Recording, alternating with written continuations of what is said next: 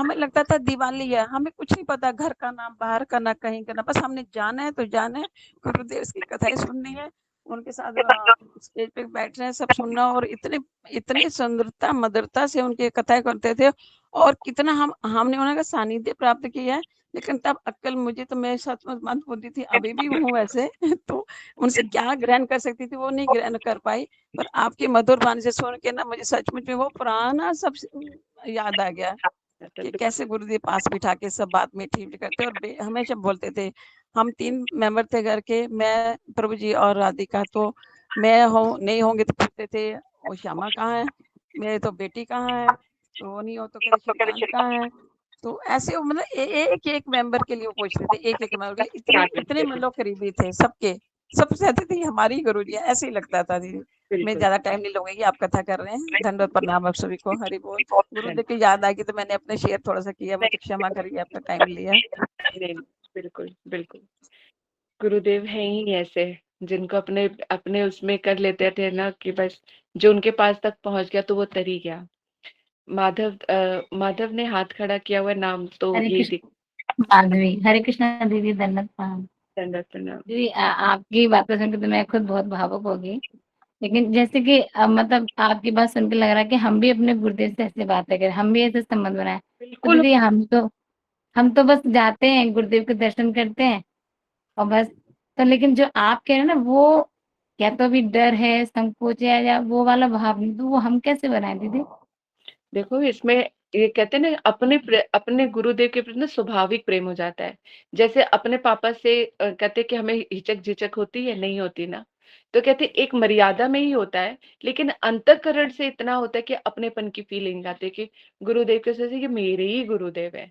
तभी जो फिर हमें गुरुदेव से मिला है, अगर ये बुद्धि आ जाएगी ना गुरुदेव के प्रति, तो फिर जो गुरुदेव ने हमें जो मंत्र दिया है, जो है, उसके प्रति श्रद्धा अपने आप आएगी कि क्या अनमोल वस्तु दी है। जैसे मतलब कि गुरुदेव ने जो गोपाल मंत्र दिया, मुझे जो कृष्ण भक्ति से जोड़ा है ना, मुझे लगे कि मैं कितने जन्मों तक भटकती रही होंगी, कैसे हेतु की कृपा कर दी। तो मतलब भक्ति जो कृष्ण प्रेम है, जो भी मैं जितना भी अनुभव कर पा रही हूँ, उसकी वो उस चीज को जानकर मुझे गुरुदेव की महिमा और ज्यादा प्रकाशित होती है। कि अगर गुरुदेव ना मुझे, मैंने पूरी जिंदगी बदल के रख दी, मेरा सोच मतलब एक जीवन जीने का मकसद दे दिया। नहीं तो बेवजह की जिंदगी कहाँ कैसे निकल रही होती कुछ नहीं पता। तो गुरुदेव की महिमा, और कहते हैं ना, जैसे जैसे भक्ति हृदय में और ज्यादा ग्रैंड वो होता जाता है, तो गुरुदेव की महिमा भी अपने आप प्रकाशित होती रहती है। ये दोनों, तभी कहते हैं हरि गुरु वैष्णव, ये तीनों पर श्रद्धा एक साथ बढ़ती है। गुरुदेव सामने होते हैं, उनके अगर गुरुदेव पर श्रद्धा आ गई तो 100% कृष्ण के ऊपर भी आ ही जाए। कई लोग बोलते हैं ना, तो हम तो कृष्ण को नहीं जानते, वैष्णव को नहीं जानते, अपने गुरुदेव को ही बच जानते हैं, उन्हीं से वही हमारे लिए पार करेंगे। तो एक के लिए बोल के दूसरे के लिए ऐसे शब्दों का व्यवहार हम नहीं कर सकते, वो हृदय में आता ही नहीं है। वो क्योंकि ये हरि गुरु वैष्णव जो है अभिन्न है, एक दूसरे से, एक दूसरे के हृदय में रहते हैं, कैसे अलग हो सकते हैं। तो अगर अपने गुरुदेव के प्रति जो परमार्थिक श्रद्धा यदि है, तो हमारे हरि गुरु वैष्णव पर ये तीनों पे समान रूप से आती है। पहले प्रकाशित जरूर गुरुदेव से होते हैं, क्योंकि गुरुदेव ही सामने होते हैं, तो उनसे बातचीत करना, सारा सब कुछ करना, वो सब आ जाता है। लेकिन यहाँ पर जो है स्वाभाविक तौर पे जब प्रेम आता है, तो स्वाभाविक तौर पे कृष्ण से भी अनुभूति होगी, वैष्णव के प्रति भी वो सेवा वृत्ति हृदय में उत्पन्न होती है। अब यहाँ के अब देखो, साक्षात भी तो गोप कुमार का दिखा रहे हैं कि किस तरह से जो है सेवा की उत्पन्न उत्पन्न वो हुआ। तो इतना सारा भव्य, सब कुछ भव्य रूप में प्राप्त भी हो गया, लेकिन आसक्ति नहीं रही, क्योंकि एक तो मंत्र भी रक्षा कर रहे हैं, विकारी ही उत्पन्न नहीं हुआ।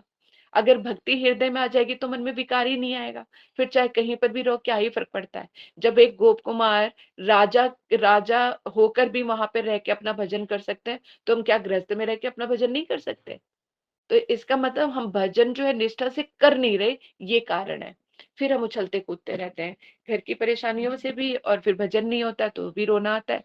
सब किए कराए अपने ही कर्म होते हैं, और भजन, वो कहते हैं भजन बेकार में बदनाम हो जाता है, हरि गुरु वैष्णव बेकार में बदनाम हो जाते हैं। तो इन्हीं सब चीजों को अच्छी तरह से हमें समझने की आवश्यकता है। तो यहाँ पे बोला, अतः नियमित रूप से अपने मंत्र जप को समाप्त कर केवल, तो यानी जो भी हमारे कहते कि बुद्धि है, नाम संख्या है, नाम संख्या के प्रति हमें बढ़ाए। इसके लिए देखो हमें षड गोस्वामियों जी ने भी कहते कि बोला है ना। तो कहते कि संख्या पूर्वक नाम गान नित भी, तो यहाँ पर बताया कि जो संख्या ली है उसको करना जरूरी है। कभी कभी जैसे रह जाती है तो अगले दिन के लिए हम लोग सोच लेते हैं, लेकिन पूर्ण प्रयास होना चाहिए कि जो भी हमने नाम संख्या ली है उसको हमें कंप्लीट करना चाहिए। तभी यहाँ पे कहा कि मंत्र जप को समाप्त करने के बाद ही, और प्रसाद रूप सारा जो है प्रसाद में, तो हमें प्रसाद बुद्धि से प्रसाद को ग्रहण करना चाहिए, ना कि रोटी चावल दाल सब्जी कढ़ी पनीर इसके भाव से। समझ गए? तो ये सब अपने अंदर हमें परिवर्तन करने की आवश्यकता है, इस चीज को हमें ध्यान रखना पड़ेगा। हम्म? तो यहाँ पर जो है, तो अभी अगर ऐसी बुद्धि धीरे धीरे रखेंगे तो जागृत होता जाएगा ना, इसलिए है ना। जहां जहां पे हमें लग रहा है कि हम गलती कर रहे हैं वहीं पे तुरंत सुधारते हुए चले, कि हमें अब भोजन को प्रसाद बुद्धि से ही उसको ग्रहण करना है।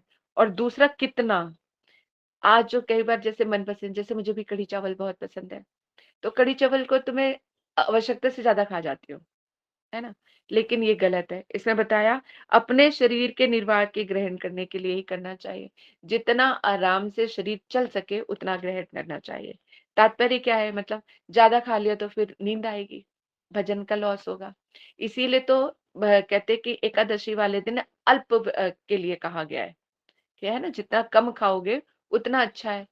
तो कहते हैं कि उससे नींद भी नहीं आएगी, शरीर थोड़ा एक्टिव रहेगा तो आप भजन कर पाएंगे। तो इसलिए ये सब चीजें बताई गई हैं, है ना। तो यहाँ पे बताए तो कितना प्रसाद ग्रहण करना चाहिए जिससे कि हमारा शरीर जो है चल सके। ठीक है, आगे चलते हैं।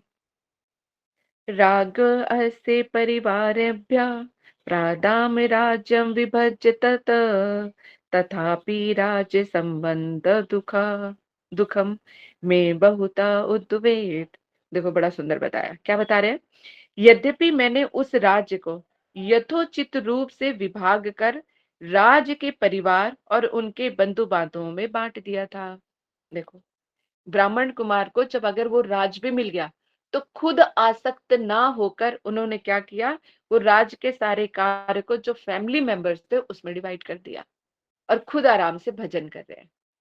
कहने का तात्पर्य क्या है, जो हमारी अपनी ये घर गृहस्थी की है, हमने तो काम तो बांट रखे हैं।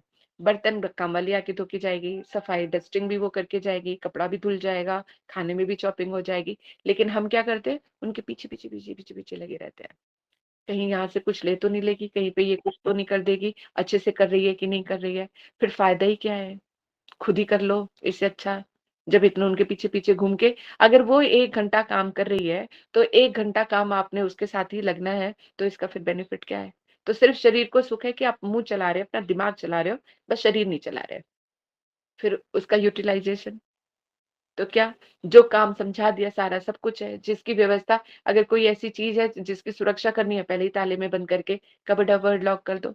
फिर आराम से कभी जैसे एक दिन कर लिया, एक दिन नजर घुमा के देख लिया, या 5 मिनट के लिए देखा कि कहाँ कैसे करें, ताकि उसको ये रहे। देखो एक सुंदर से बड़ा, कहीं मैंने कोटेशन पढ़ी थी जिसमें रह के बिल्कुल फ्रेंडली रहो, लेकिन कहते कि बिल्कुल कहते बाज की तरह नजर होनी चाहिए। तो बस उतना ही बहुत है। उसको लगना चाहिए कि हम देख रहे हैं, लेकिन अपनी नजर, अपना ध्यान कहाँ होना चाहिए, अपने भजन पे। तो इस तरह से भी हो सकता है। तो वो तो अपने राज्य काज का जब इतना बड़ा सोच दे, उसमें आसक्ति भी ना दे। भगवान भी तो कहते हैं ना, योग और स्वयं वहन कर रहे हैं, वो भी तो रक्षा करेंगे। कुछ काम तो ठाकुर जी को भी करने दो। अगर हम सारे खुद ही करेंगे तो फिर वो क्या करेंगे, है ना। तो वो अपना, कहने का तात्पर्य यहाँ पर ये है कि ठाकुर जी को करने दो या क्या है, वो तो अपने वो जिस प्रेम में डूबे हुए हैं उसी प्रेम में उनको डूबा रहने दे। यानी भक्त और भगवान तो प्रेम की हो है। ठाकुर जी को सब पता है कि कहाँ पर क्या है, क्या चीजें हैं। तो जब हम इतने सरेंडर करके जब करते हैं, तो योगोशम तो कृष्ण ने ऑलरेडी बोला हुआ है। बस, तो क्या है, हमें थोड़ी नजर रखनी होती है, देखभाल करनी होती है, लेकिन अपने ऊपर इतना बर्डन लेके कि हम भजन ही ना कर पाए, ऐसा नहीं करना चाहिए। तो उन्होंने अब यहाँ पे हमारी तो आसक्ति हो जाती है, मेरा घर मेरी सब चीजें इस पे है। तो यहाँ पे क्या, अगर सेवक की बातें, जैसे एक मेड है, बहुत सुंदर उदाहरण होता है कि हमारी मेड जो है हमारे साथ रहती है घर पे, है ना? सारा दिन जिसके घर में 24 घंटे भी रहती है या जिसके अंदर 12 घंटे भी रहती है, तो हर एक कमरे में उसका प्रवेश है। हर एक चीज़ को छूती है, खिलाती है, पिलाती है, सारा सब कुछ करती है, सफाई-वफाई। तो जैसे हम घर पे रह रहे हैं, वैसे वो भी रह रही है सारा दिन, लेकिन उसकी आसक्ति किसी भी चीज़ में नहीं होती, क्योंकि उसको लगता ही नहीं कि ये मेरी है। समझ में आ रही है बात? बस समझने की ही बात है कि उसको लगता ही नहीं है कि मेरा, वो निष्काम भाव से सारे कार्य करती है। चाहे वो अमीर मतलब कीमती चीज़ रखी है, तो भी अगर कोई सोने की चीज़ रखी है, तो भी उसको क्या लेना-देना, अगर वो लोहे की रखी है, तो भी उसको कोई लेना-देना नहीं। तो इसी तरह की बुद्धि हमारे अंदर भी होनी चाहिए कि जो कुछ भी है, वो सब कुछ तो भगवान का ही है। ना इसमें मेरा कोई अधिकार है, ना कुछ वो है। तो बस मुझे इसकी रक्षा करनी है। तो अपने आप को अगर, यदि हम सेवक की भांति अगर हम लेकर चलेंगे, तो अपने आप ही सारी चीज़ें ठीक होती चली जाएँगी, तो आसक्ति वहाँ पर नहीं रहेगी। ठीक है? तो अब यहाँ पर क्या किया, गोपकुप ने भी सारा जो काम है बांधों-बांधों में बाँट दिया। तथापि मुझे राज्य से संबंधित अनेक प्रकार के दुःख प्राप्त होते थे। फिर भी, क्योंकि अब कहते हैं अनेक प्रकार के दुःख प्राप्त होने का कारण क्या है? कोई आके वहाँ पे थोड़ी ना उसको लठ मारते थे या कुछ और। 121। तो यहाँ पर जो है कहते का अनेक प्रकार के जो है उनको दुःख प्राप्त होते हैं, कहने का मतलब राज से संबंधित, मतलब कोई मीटिंग हो रही है, तो जाना ही पड़ेगा। कोई अपनी सुनवाई लेकर आ गए हैं, तो करना ही पड़ेगा। राज्य में किसी तरह की कोई व्यवस्था खराब हो गई है, उसको ठीक करना पड़ेगा। तो उन सब चीज़ों में जो समय जाता था, तो वो गोप कुमार को बड़ा खलता था। तो लगता है कि मैं यहाँ पे बैठ के ढंग से उस तरह का भजन नहीं कर पा रहा हूँ। तो इसलिए उन्होंने कहा कि मुझे मुझे जो है राज्य से संबंधित जो है दुःख प्राप्त होता था। ठीक है? ऐसे भावानुवाद में भी यही दिया है, जो अभी मैंने आप लोगों को सारा समझाया है। फिर भी थोड़ा यहाँ से पढ़ लेते हैं दूसरे में 122 में, कि इसलिए इस प्रकार का राज्य कार्य भली-भाँति संपन्न होता था। पूरे राज्य काज का जो है काम सब जगह पे बाँट दिया, इसलिए जो भली-भाँति सारे काम हो जाते थे। और सब उनसे ही उत्तम फल की प्राप्ति के लिए कह रहे हैं कि तथापि राज्य के संबंध से मुझ में दुःख भी उत्पन्न था, अर्थात इस प्रकार का राज्य संपर्क विवेकी वैष्णव के लिए कभी भी सुखकर नहीं हो सकता। जो जिसको पता है कि मुझे भक्ति करना है, तो उसके लिए जो है कभी भी सुखकर नहीं हो सकता। वैसे दुःख को दूर करने के लिए राज्य का परित्याग ही विहित व्यवस्था है। क्योंकि जो भी समय जा रहा है, जब संसार में रहेंगे तो कुछ ना कुछ करना भी पड़ेगा। तो फिर क्या मन में विचार आया है कि उससे जो है इस व्यवस्था को छोड़ना ही एक जो सही वो है, और कोई इसका कोई रास्ता नहीं है। इस प्रकार अपने निर्वेद के कारण तथापि इत्यादि 2.5 श्लोक इस बारे में कह रहे हैं। अब क्या कह रहे हैं? कदापि परा राष्ट्रवृद्धि कदाचिन चक्रवृत्तिनः विविधा देश संदोह पालनेन स्वतंत्रता। अर्थात कभी तो दूसरे राष्ट्रों का, अब क्या जो बता रहे थे कि उनको जो दुःख प्राप्त होते हैं, वो क्या? कभी तो दूसरा राज्य जो है उसका डर कि वो अटैक कर रहा है। कभी चक्रवर्ती राजा के अधीन होकर नाना प्रकार के आदेशों का पालन करना। अगर कोई और राजा आ जाए, वो ऊपर आ जाए, कहते हैं कि अगर शासन करने लगे तो उसके आदेशों का पालन करना। तो इस तरह से पराधीनता का जो दुःख हो रहा है, ये सब चीज़ें जो है कह रहे हैं, गोप कुमार कह रहे हैं मुझसे ये सब चीज़ें नहीं सहन हो रही थी। मुझे ये सारा बड़ा दुःख प्राप्त होता था। भावानुवाद में सनातन गोस्वामी जी कहते हैं, राजा होने के कारण बहुत से दुःख भी उत्पन्न होते हैं। इसी को बतलाने के लिए कदापि इत्यादि श्लोक कह रहे हैं। कह रहे परा राष्ट्र आदि, यानी विपक्ष राजा या उनके लोगों से भय रहता था। राज्य अगर चक्रवर्ती हो, सर्वमंडलेश्वर अधिपति हो यानी सम्राट हो, तो नाना प्रकार के आदेश कि ये इन इन सब चीजों का तुम्हें पालन करना पड़ेगा। तो मुझे इस तरह का पालन करना पड़ता था। कहते मुझे पराधीनता का दुःख अनुभव होता, और इस पराधीनता के कारण प्रभु की सेवा में बाधा उत्पन्न हो जाती। तो प्रभु की सेवा में बाधा होने के कारण मुझे अत्यंत दुःख की प्राप्ति होती। तो मुझे वो बिल्कुल भी नहीं भाता। अच्छा, 1 घंटा तो हो गया, तो दूसरा लेने की बारी आ गई, लेकिन ये प्रसंग ही इतना बड़ा अच्छा चल रहा है। आज समय ज्यादा ले लो दीदी, कोई बात नहीं। नहीं, आज ना मुझे सब भक्तों के साथ कहीं जाना है, अच्छा, कोई अब बात नहीं, कोई बात। लिए, नहीं तो ये बड़ा ही सुंदर अब चल रहा है। या तो आपने, ये तो फिर आपको पनिशमेंट है ना, आपने क्यों लेट ज्वाइन? हरे कृष्णा दीदी, नहीं तो रात को कर लेंगे वो राधा रानी वाला, ये अभी कर लेते हैं कंटिन्यू। हाँ, ये बात ठीक कही। 8 से 9 जो है कोशिश करेंगे कि हम लोग राधा चरित्र कर लेंगे, ठीक है?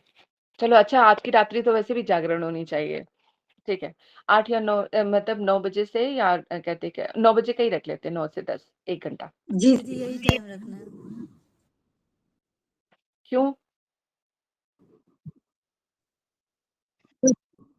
नहीं नहीं दीदी, 9 से 10 ठीक है, जो भी आपने मतलब एक्चुअली 9 से 10 में ये है कि हम सारा काम वाइंड अप हो जाता है और वो सोने का एंटरटेनमेंट का टाइम है जो हम उसमें लगा सकते हैं। देखो, एक पहली बात तो ध्यान से सुनो कि जब भी अगर हम पर्टिकुलर हर एक की सुनेंगे ना कोई सबकी प्रॉब्लम आती है। इसलिए मैं बिल्कुल न्यूट्रल टाइम ही अपना उस चीज पे रख रहे कि 9 से 10 मैंने इसलिए टाइम रखा कि सब लोगों को जो खाने का, पिलाने का, डिनर का सारा सब लोग फ्री हो जाएंगे, और हम लोगों को तो वैसे ही कुछ खाना पीना नहीं है। तो और 9 दीदी 9 बजे ना संजय प्रभु की क्लास भी आती है, फिर बड़े लोग उसमें चले जाते हैं कई लोग। अब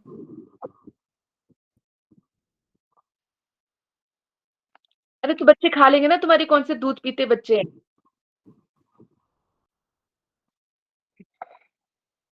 जब अब करनी हो कर लेना।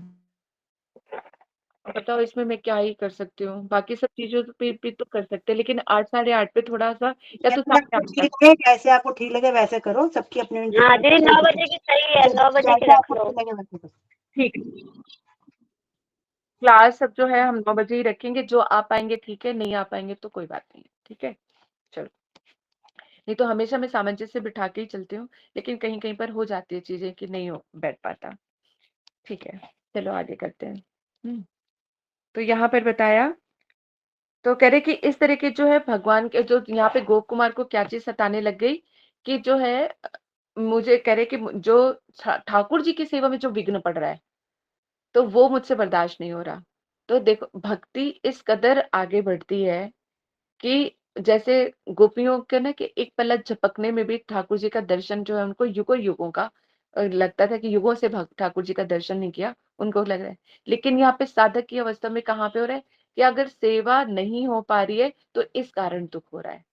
तो अभी यहाँ पे थोड़ा लग रहा है, लेकिन यही चीज धीरे धीरे धीरे बढ़ती चली जाती है। लेकिन हमें तो अभी इस चीज का भी अनुभव नहीं हो पाता है ना?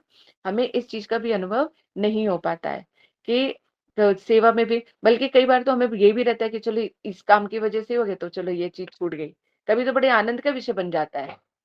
कभी कभी हृदय में अगर हम देखें, अगर किसी वजह से हरि नाम नहीं कर पाई या क्लास नहीं जा पाई या कहीं का कुछ हो गया, तो कई बार रहता है कि चलो ठीक है ना, ये भी तो देखना ही पड़ता है। तो कहीं ना कहीं अंदर उस चीज को भोगने की इच्छा होती है, तो उस चीज को उसमें संतुष्ट हो जाते हैं। लेकिन जिसे रिग्रेट कहते हैं कि आज ये चीज हो गई है तो मैं ये नहीं कर पा रही, तो उस चीज का दुख हो, तो ये सब चीजें मायने रखती हैं। कई बार होता है कि जब दूसरा कोई सता रहा होता है ना, तो हमें अपनी भक्ति याद आती है। लेकिन हम पर्सनली किसी चीज में जब एंटरटेन हो रहे होते हैं, या हमें कोई सुखद चीज हम कुछ कर रहे होते हैं, उसमें अगर भगवान का डिले हो जाता है तो हमें वो बुरा नहीं लगता। अंदर मन कचौड़ता रहता है कि मैं देर कर रही हूँ, मैं देर कर रही हूँ, लेकिन फिर भी कर देते हैं हम। ये है हृदय दौरबाल्य। तो इन सब चीजों से गुजरते हैं ना, तो अपने आप ही पता लग जाता है। तो एटलीस्ट भजन कर रहे हैं तो हमारी जो कॉन्शियस है वो हमें बता रही है कहाँ तुम गलत कर रहे हो, कहाँ तुम सही कर रहे हो, और क्या कर रहे हो। तो हम अपने बारे में सब कुछ जानने लग जाते हैं। ठीक, अब क्या है आगे कहते हैं, जगदीश्वर नैवेद्यम स्पृष्ट मन्येन केनचिता नीतम बहिर्वासिन सिंधो न भुक्ते को अपि सज्जना। कहते हैं, मुझे उस देव मंदिर की सेवा में यह देखकर दुख अनुभव होने लगा कि जगदीश्वर भगवान की नैवेद्य अन्न को यदि कोई छू देता या मंदिर के बाहर ले जाता, तो कोई कोई सज्जन व्यक्ति अपवित्र होने के संदेह से उसको ग्रहण नहीं करते थे। अब यहाँ पे कह रहे हैं, और मुझे क्या क्या चीजें यहाँ पे और सताने लगी। कह रहे हैं कि जो देव मंदिर के सेवा में ये देखकर बड़ा दुख होता कि जो जगदीश्वर भगवान का जो प्रसाद है, अगर कोई उनको छू देता, क्योंकि वैदिक भक्ति में इस चीज का बड़ा ध्यान रखते हैं कि कोई कहते हैं अपवित्र व्यक्ति ने यदि छू दिया तो सारा का सारा नैवेद्य जो है वो मान लिया जाता है। तो ये सब चीजों को यहाँ पर आके कह रहे हैं कि यदि उनको कोई छू देता और या मंदिर में बाहर ले जाते हैं, तो कोई कोई सज्जन व्यक्ति जो है उसको अपवित्र होने के संदेह उनके हृदय में ये चीज आ जाती। तो ये सब चीजें जो है उनको बड़ी कष्टकारक लगती हैं। अब यहाँ पे जो सनातन गोस्वामी भावानोत्तम इसको थोड़ा और अच्छे से एक्सप्लेन कर रहे हैं। कह रहे हैं कि तथापि यदि कहो कि प्रभु की सेवा के लिए समस्त प्रकार के दुखों को सहन करना ही कर्तव्य है, यदि मन में विचार आ जाए कि भगवान की सेवा के लिए यदि थोड़ा कष्ट हमें सहन भी करना पड़ रहा है तो फिर क्या बुराई है। तो कह रहे इसीलिए बोले जगदीश्वर इत्यादि का श्लोक कह रहे हैं, अधिकृत ब्राह्मणों के अलावा अन्य किसी के द्वारा जगदीश्वर नैवेद्य को स्पर्श करने पर अथवा किसी समय उस महाप्रसाद को मंदिर से बाहर लाने पर कोई कोई सज्जन व्यक्ति संदेह करते, साधु भी वैसे ही महाप्रसाद को भोजन नहीं करना चाहते थे।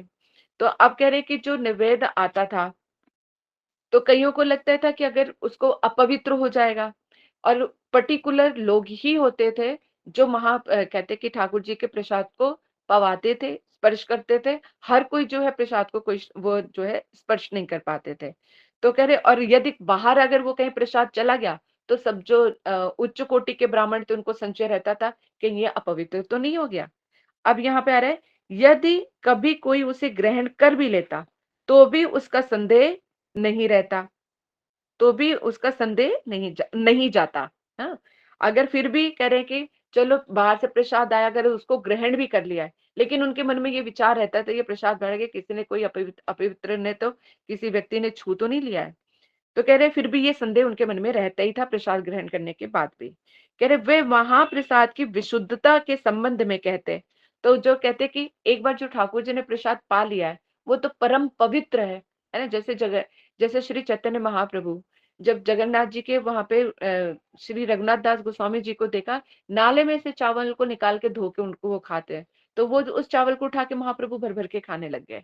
तो यानी प्रसाद कभी भी अपवित्र नहीं होता।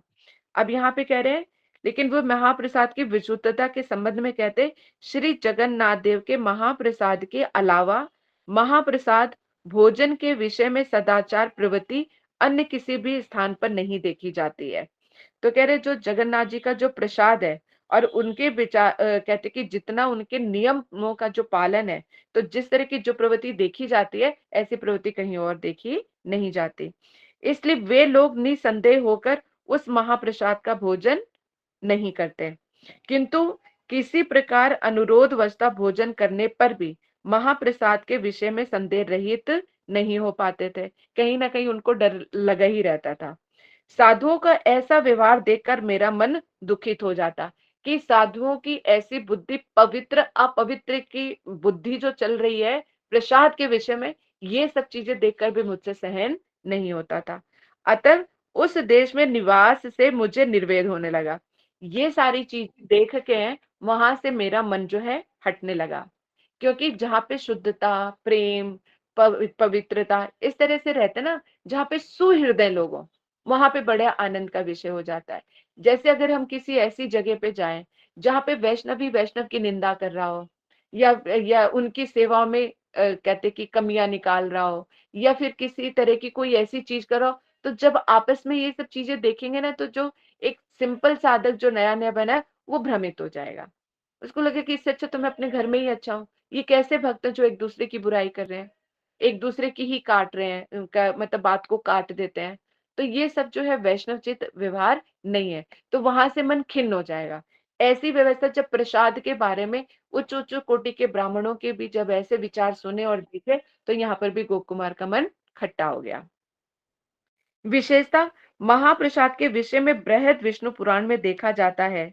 अब यहाँ पे उदाहरण दे रहे हैं कि विष्णु पुराण में क्या लिखा है महाप्रसाद के बारे में, कि जगदीश्वर के नैवेद्य अन्न आदि जो कुछ भी महाप्रसाद है उसमें क्या ग्रहण करने योग्य है और क्या नहीं, इस प्रकार का विचार करना उचित नहीं है। प्रसाद जो जैसा है एज इट इज है उसको ग्रहण करना चाहिए। अभी आप लोगों को यही चीज समझा रही थी। तो यहाँ पे विष्णु पुराण में भी महाप्रसाद के बारे में यही लिखा गया है। उसमें महाप्रसाद में क्या ग्रहण करना और क्या नहीं ग्रहण करना, इस तरह का विचार नहीं होना चाहिए। जो कुछ भी प्राप्त हो जाए उसको ग्रहण कर लेना चाहिए। तो जो चीज है तो उसको अल्प मात्रा में लो कि जितना हम उस चीज को ग्रहण कर पाए। यह महाप्रसाद ब्रह्म की भांति निर्विकार है। क्योंकि इस जो महाप्रसाद होता है उसमें किसी भी प्रकार का कोई विकार नहीं हो सकता, बल्कि उस प्रसाद को पाकर अपवित्र भी पवित्र हो जाता है। तो अपवित्र के छूने से अपवित्र कैसे हो जाएगा प्रसाद? तो जो तत्व को नहीं समझते हैं, महाप्रसाद की महिमा को नहीं जानते हैं, वेदों के मर्म को जो तो नहीं समझते हैं, वही इस तरह की बातें करते हैं। और बहुत सारे ऐसे लोग हमें आसपास मिल जाते हैं। ठीक है, तो कहा इसलिए इसलिए ये विष्णु के समान ही आदरणीय है। इसलिए महाप्रसाद क्या है? एग्जैक्टली जो है, बिल्कुल विष्णु भगवान की तरह ही आदरणीय। जैसे भगवान हमारे लिए आदरणीय है, उसी तरह से महाप्रसाद भी आदरणीय ही होता है। तो हम सब भक्तों के लिए बहुत बड़ी शिक्षा है कि महाप्रसाद के रूप में जो कुछ भी हमें ग्रहण करते हैं, तो उसको प्रसाद ही, मतलब साक्षात कृष्ण स्वरूप है। अगर इस भाव से हम ग्रहण करेंगे तो हमारा चित्त भी शुद्ध होगा, प्रसाद भी है। तभी तो हम लोग घर पर भी ले आते हैं कि प्रसाद के रूप में एक एक टुकड़ा भी किसी को मिल गया तो सबके ऊपर कृपा हो जाएगी, है ना। तो प्रसाद भाव से ही बुद्धि रखनी है। अब हम ध्यान रखेंगे, ठीक है, ध्यान कि जब भी हम कहते हैं मठ मंदिरों में जाते हैं, प्रसाद मिलता है, इतने इतने उत्सव होते हैं, तो हमें अब ये नहीं देखना कि आलू बना है, कचौरी बना है, पूड़ी बना है, क्या बना है। प्रसाद जो मिल गया सो ग्रहण करना है, ठीक है। अतः महाप्रसाद भोजन में जो ब्राह्मण विचार करते हैं उनको कुष्ठ रोग होता है। जो ब्राह्मण होकर भी, क्योंकि ब्राह्मण तो पृथ्वी के देवता हैं और उन्हीं को शास्त्रों के वचनों के बारे में नहीं पता। जो ब्राह्मण होके इस तरह की महाप्रसाद में अगर बुद्धि रखते हैं तो उनको क्या कुष्ठ रोग होता है और उनके पुत्र स्त्री आदि नष्ट हो जाते हैं। भविष्य में उन्हें नरक गमन करना पड़ता है और ऐसे ब्राह्मण नरक में पुण्य कभी भी विप्र कुल में नहीं लौट पाते। यानी यदि ऐसे ब्राह्मण, देखो महाप्रसाद के प्रति इस तरह की बुद्धि रखने का कितना बड़ा दोष लिखा हुआ है। और ऐसे लोग जब ये ऐसे ब्राह्मण जब नरक में जाते हैं तो दोबारा कभी ब्राह्मण कुल में फिर वो जन्म नहीं ले पाते। आपके साथ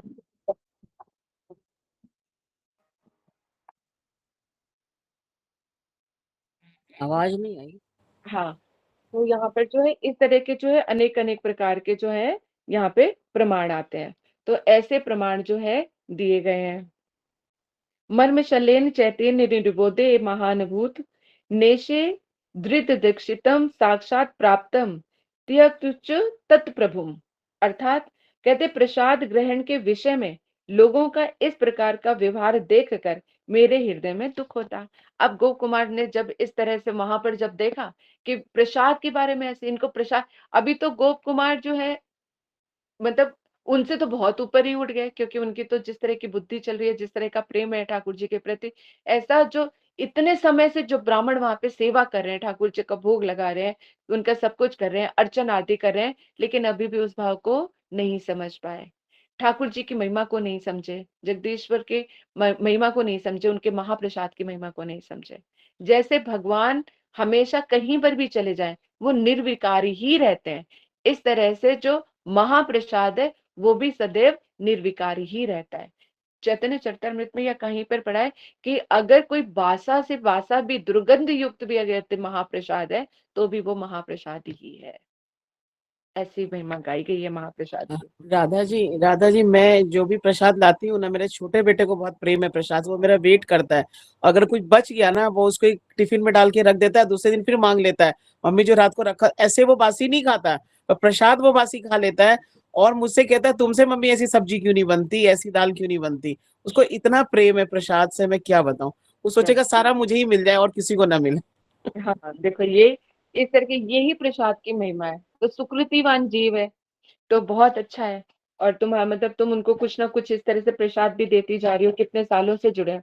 तब यही तो है ना शुद्ध भक्तों के अनुगत्य में हम जिस परंपरा से जुड़े हैं, ये मतलब बहुत सौभाग्यशाली कि राम मंदिर में शुद्ध वैष्णव के मुख से ही कथा हो रही है। सारी कितनी सारी सेवाओं से सब जुड़े हुए हैं। मतलब इस वाली सेवा से तो क्या बी ब्लॉक, क्या कैलाश हिल्स, क्या गोविंदपुरी, क्या सरिता विहार, सब जगह से भक्तों का कहाँ कहाँ से ठाकुर जी की सेवा आती है।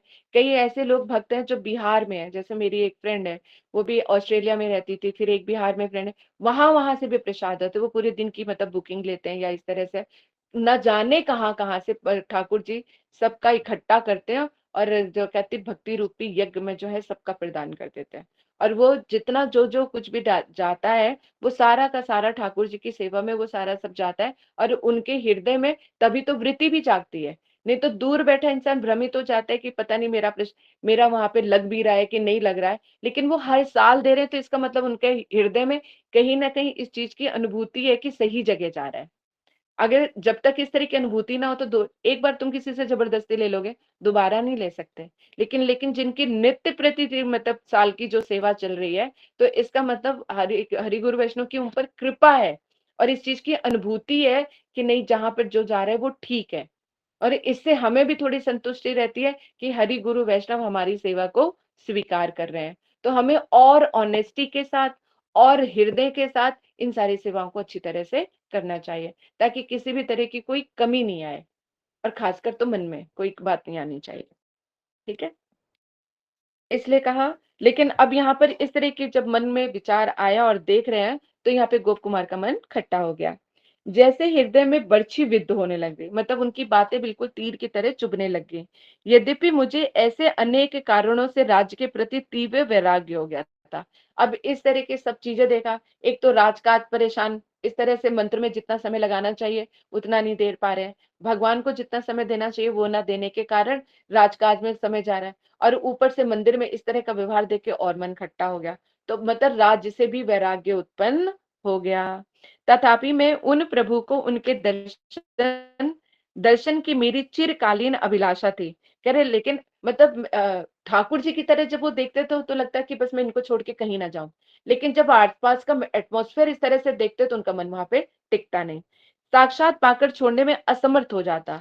कि कह रहे मैं कितनी बार मन में विचार आता कि ये राजकाल छोड़ के और ऐसी जो व्यवस्था हो रखी है इन सबको छोड़ के मैं कहीं और चला जाऊं, लेकिन जब वो ठाकुर जी जगदीश्वर जी की तरफ देखे तो वही ममता, वही प्रेम, वही सारा जो अंदर का प्रेम वो सामने आ जाता। तो उनको जगदीश्वर जी को छोड़ने में असमर्थ हो जाते हैं, कि जैसे होते ना कि हम इसको कैसे समझोगे, असमर्थ हो जाते हैं। पति, घर परिवार सबसे लड़ाई झगड़ा हो रहा है, दिल कर रहा है कि घर छोड़ के कहीं चले जाओ, लेकिन वो मासूम से छोटे छोटे बच्चे नजर आ जाते हैं।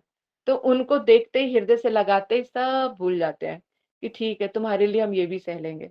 तो इसी तरह की असमर्थता जो है यहाँ पर गोप कुमार कर रहे हैं, कि सब चीजों से परेशान है, सारी सब चीजों को देखे, लेकिन सामने जब जगदीश्वर की मूर्ति देखते हैं तो फिर वही प्रेम और वो जागृत हो जाता है, तो हृदय जो है उनको छोड़ के नहीं जा पा रहा था। तो आज की कथा को फिर हम यहीं पे विराम हमें देना पड़ेगा 11:30 बजे तक ही, क्योंकि आगे भी मुझे कहीं जाना है। तो फिर आगे की कथा को कंटिन्यू करेंगे अगली एकादशी में। ठीक है, तो बस अब यहाँ पे जितनी भी शिक्षाएं अब आप लोगों ने ग्रहण की हैं, जितना भी जो आज की क्लास में है, उसको बार बार सुन के, बल्कि ये हृदय गत करने वाली चीज, चिंतन का विषय, हरि नाम में ये जरूर चिंतन करना, और ठाकुर जी से प्रार्थना करो कि ये सब भाव हमारे हृदय में उदित हो, जो गोप कुमार के माध्यम से सनातन गोस्वामी जी ने हमें प्रदान किया है। यदि हम उन सब चीजों पे विचार करेंगे तो अवश्य ही हमारे भजन में जरूर वृद्धि होगी, उसमें जरा सा भी कोई संशय नहीं है। हाँ सुचित्रा बोलो। हरे कृष्णा दीदी, दंडवत प्रणाम। हम्म दीदी आज महाप्रसाद की महिमा हुआ है तभी बता रही हूँ। जो होली का उत्सव आप किए थे वो राधा कृष्ण मंदिर में तो उसमें एक माता जी थी, मुझे मैं ना जानती हूँ ना नाम भी नहीं लेना चाहती हूँ, ऐसे ही जानती भी नहीं मैं उनको। तो पहले तो उन्होंने मुझसे ये क्वेश्चन किया, पहले 2 बार उन्होंने मुझे टोका था। उन्होंने कहा आप लोग हर फंक्शन में कैसे पहुंच जाते हो, कोई आपको कॉल करता है क्या? तो मैंने कहा नहीं, आप ग्रुप में नहीं हो क्या? तो मैंने क्वेश्चन किया क्यों आप ग्रुप में नहीं हो? ग्रुप में मैसेज आती है, फिर हमें पता चल जाती है, फिर हम आते हैं। हो गया, ये भी हो गया। उन्होंने 2 बार पहले भी मुझे कभी पूछा था भागवत में भी, तो मैं ऐसे जानती नहीं हूँ उनको। फिर जब मतलब आप लोग प्रसाद की व्यवस्था अंदर हो रही थी, तो वो जो प्रसाद रखा था वहाँ पे ऑरेंज था और भी कुछ फ्रूट रखा था। तो उन्होंने आए ना, तो वहाँ पे ना कह रहे थे कि मुझे भी इसमें से ना एक प्रसाद दे दो। तो मैं उठा के, मैंने एक ग्रीन कलर का ऑरेंज था, तो कह रहे नहीं ये मुझे मत दो, ये जो है ना ये ऑरेंज कलर वो दो। तो मैंने कहा तो फिर मुझे आपकी पहले भी आपने कितने बार ये बता रखे हैं प्रसाद के लिए, तो मैंने कहा जो यहाँ जो प्रोग्राम किया ना राधा दीदी, वो बोलते हैं प्रसाद जो है ना तो अपने हिसाब से नहीं, जो आ गया हाथ में वो ले लेना चाहिए। तो फिर उन्होंने क्या किया, उन्होंने खुद हाथ रखा उस ऑरेंज टोकरी में, हाथ रखा और दीदी ऑरेंज लिया, उनके हाथ से निकल के सीधे वहां पे जो छवि थे राधा कृष्ण सबका जो था उनके मतलब वो जो ग्रिल था उसके नीचे से वो अंदर चला गया ऑरेंज वाला। मैंने कहा देख लिया प्रसाद का ये सिस्टम होता है। फिर बोला नहीं आप जो दे रहे हो ना मुझे वही दो अब। फिर मैंने ग्रीन वाले दिया, वो फिर वहीं पे रह गया, फिर उन्होंने उठा के उसमें रख दिया था खुद से ही। तो सच में बहुत अच्छा। तो देखो जो भी हमने बोला वो सारा प्रूव हो गया। बहुत अच्छा, वेरी गुड। चलो ठीक है, फिर आज की दीदी मेरे को मठ में ना एक बार एकदम गला हुआ केला मिला था। मैंने तो मैं I did not get it exchange, मैंने वो गला हुआ ही केला खाया, हालांकि वो खाने वाला भी नहीं था, लेकिन और वो मुंह में डालकर लग रहा था कि कुछ गला हुआ है, मतलब कुछ रोटन है, लेकिन मैंने आंखें बंद कर आई जस्ट स्वेलोड इट। ये प्रसाद है, व्हाटएवर, मतलब रोटन है तो रोटन ही खाना है। बिल्कुल, बिल्कुल, बहुत सुंदर है। तो ये प्रसाद बुद्धि हमारी इसी तरह की रहनी चाहिए, ठीक है? तो बहुत-बहुत शुक्रिया। आज की जो कथा है मतलब आज वाक़ई मतलब डिटेल्ड में जब हमने जो पढ़ा है, श्रवण किया है, तो बहुत सारे ऐसे पॉइंट्स हैं, जो हमें सच में मतलब अपने हमारी भक्ति को वृद्धि करने वाले हैं। तो आज हरि नाम अच्छे से करो, रात को 9 बजे मिलते हैं, फिर कथा में मिलेंगे, ठीक है? चलो, हरे हरे कृष्ण। कृष्णा हरे दीदी, कृष्णा दीदी, हरे दंडवत कृष्णा प्रणाम। जी, दंडवत प्रणाम। हरे कृष्णा।